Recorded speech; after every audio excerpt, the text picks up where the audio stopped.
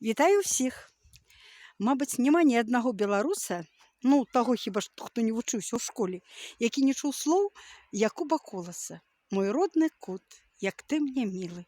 Сапраўды чулі ўсе, але часам мы настолькі звыклыя і занятыя сваімі клопатамі, што сапраўды не заўважаем, наколькі нам мілы і родны кут.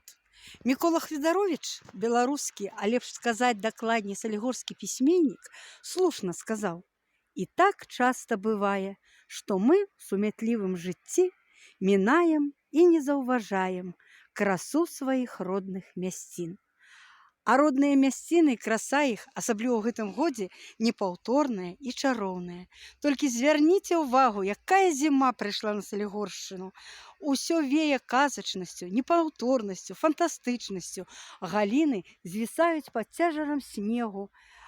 Кожная сцяжынка вытаптана ножкамі маленькіх прахожых, але і дарослых таксама.